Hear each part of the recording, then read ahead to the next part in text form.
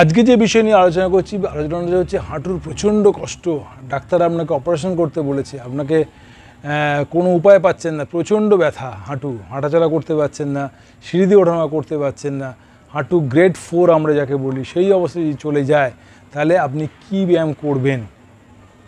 আমার WhatsApp number এখানে দিয়েছি। কোনো অসুবিধা হলে মায়েদের একটা কথা বলি, আমি আছি দীপায়ন সামন্ত, আপনার বাড়ির ছেলে, সুতরাং কোনো অসুবিধা হলে আমাকে জানাবেন, এক্সরে ছবি আমাকে পাঠাবেন, আমি আপনাকে হেল্প করবো। কথা দিলে আমার একটাই কথা বলি, আমার হোয়াটসঅ্যাপ নাম্বার যেরকম দিয়েছি তার সঙ্গে সঙ্গে সাবস্ক্রাইব করতে ভুলবেন না আমার চ্যানেলটাকে, কারণ এই রিলেটেড প্রচুর ভিডিও আছে আমার, সেগুলো দেখলে আপনি উপকার পাবেন। ফিজিক্যাল রিলেটেড কোনো সমস্যা থাকলে আমাকে অবশ্যই জানাবেন। মায়েদের জন্য বলছি, যদি হাঁটু ব্যথা, সিঁড়িতে উঠতে নামতে কষ্ট হচ্ছে, হাঁটাচলা করতে কষ্ট হচ্ছে, দাঁড়িয়ে থাকতে বেশিক্ষণ কষ্ট হচ্ছে, রান্নাঘরে রান্না করতে পারছেন না, এরকম যদি পজিশনে যান তাহলে আমি 3টে ব্যায়াম আপনাকে দেখাবো, যে ব্যায়ামগুলো করলে আপনি কিছুটা হলেও আরাম পাবেন। আর ওজনটা সম্বন্ধে সচেতন থাকার জন্য কিছু টিপস বলবো, সেগুলো অবশ্যই দেখলে আপনি উপকার পাবেন। দেখুন ভিডিওটা শেষ পর্যন্ত।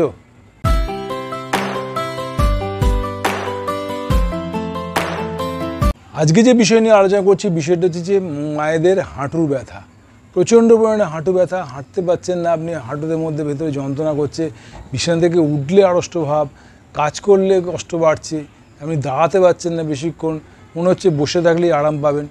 তাহলে আপনি কি করে এর থেকে মুক্তি পাবেন? ডাক্তার আপনাকে বলে দিয়েছে যে অপারেশন করতে, আপনি অপারেশন করতে ভয় পাচ্ছেন, তাহলে আপনি কি করবেন? আপনার গ্রেড 4 জায়গায় চলে গেছে, মানে হাঁটুগুলো একদম ক্ষয়ে গেছে, একটার সঙ্গে একটা হাড় লেগে ঘষা লাগছে, মানে কার্টিলেজগুলো একদম ক্ষয়ে গেছে। তো সেই অবস্থায় আপনি কি করবেন? করতে গেলে আপনাকে মাথায় রাখতে হবে প্রথমে আমরা ওজনটা কত, কারণ ওজনটাকে যদি কমে যায়, মানে ওজনটা যদি প্রত্যেক ইঞ্চিতে 900 গ্রাম করতে পারেন 50 বছর পরে, তাহলে আপনার মাথায় রাখতে হবে আপনার এতটা ব্যথা হওয়ার কথা নয়। কিন্তু তার জন্য আপনি কি করবেন? চেয়ারে বসতে হবে, কোমর ইউজ করতে হবে, নিয়ম মতো করে, এবং ক্রস লেগ করে বসবেন না, আর তার সঙ্গে সঙ্গে ব্যায়াম করতে হবে। তাহলে আপনি কিছুদিন হলেও ভালো থাকবেন। বা এটা যদি ভালো রেগুলার সকাল বিকাল দুবেলা যদি ব্যায়াম করতে পারেন, তাহলে দিনের পর দিন আপনি ভালো হবেন। তা কী করতে হবে আপনাকে? হাঁটু মুড়ে বসে যেরকম আছে সেরকমভাবে বসবেন না, আপনি যতটা পারবেন পা এরকম ছড়িয়ে বসবেন। পা ছড়িয়ে বসে আপনাকে প্রথম কাজ করতে হবে পা রোটেশন করা। যত বেশি করে এই পা রোটেশনটা করবেন, তাহলে দেখবেন আপনার এই কার্ভ মাসেলগুলো ইমপ্রুভমেন্ট হবে। এই যে কার্ভ মাসেল আমরা যেটাকে বলি, কার্ভ মাসেল বা গ্যাস্ট্রিকনিমিয়াস মাসেল ইংলিশে বলি আমরা, এর ইমপ্রুভমেন্ট হবে। তো সুতরাং আপনাকে করতে হবে কি, এই মুভমেন্টটা আপনাকে করা, ক্লকওয়াইজ করতে থাকুন।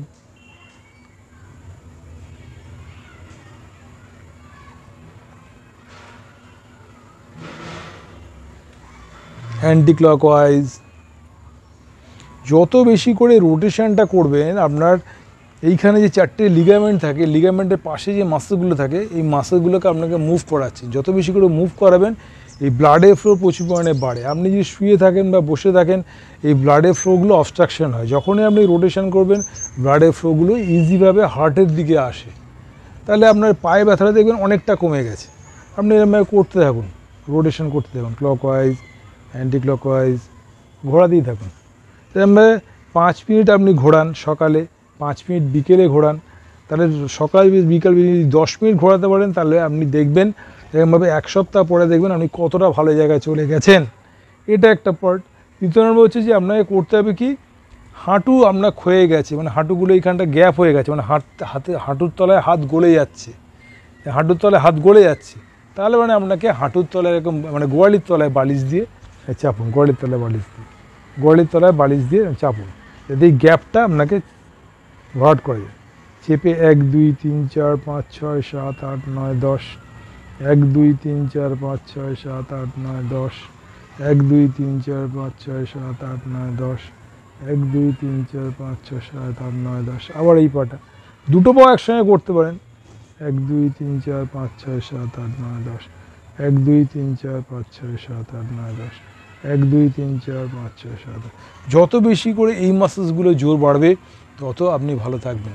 তাহলে একটা ব্যায়াম, এটা হচ্ছে সেকেন্ড ব্যায়াম দেখালাম। 2 নম্বর। 3 নম্বর ব্যায়াম হচ্ছে আপনি একটু উপর হয়ে গিয়ে যতটা পারেন উপর হয়ে গিয়ে একটু ফ্রি মুভমেন্ট করুন।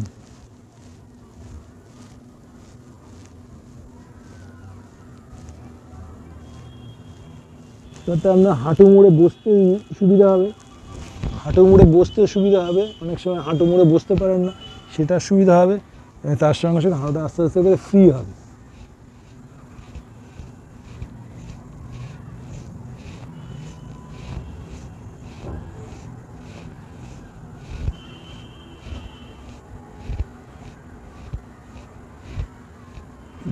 এটা গেল 3 নম্বর। আর যদি পারেন 4 নম্বর এই ব্যায়ামটা করার চেষ্টা করবেন।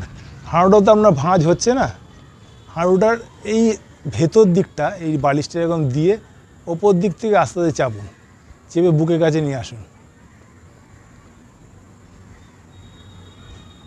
এইখানটা টান পড়বে, এইখানটা টান পড়বে, যত টান পড়বে দেখবেন আপনি আস্তে আস্তে হাঁটুটা, ব্যথা প্রথম প্রথম হবে কিন্তু আস্তে আস্তে দেখবেন অনেকটা হালকা হয়ে গেছে। আবার এই হাঁটুর এই ঠিক ভেতরটায় পাটাকে গলান, গলিয়ে চাপুন।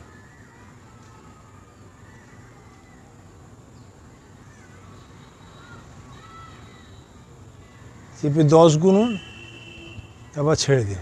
এরকম করে ফ্রি করে নিন, একটুখানি শুয়ে শুয়ে নাড়ান, দেখবেন কদিন পর দেখবেন হাঁটুটা অনেকটা হালকা হয়ে গেছে, এই পায়ের এই ব্যথাগুলো অনেকটা কমে গেছে। তার সঙ্গে সঙ্গে এইখানে হাঁটতে চলতে অনেকটা সুবিধা হচ্ছে এবং তার সঙ্গে সঙ্গে আপনার ব্যথাটাও কিছুটা কমে গেছে। কিন্তু 2-3টে নিয়ম আছে।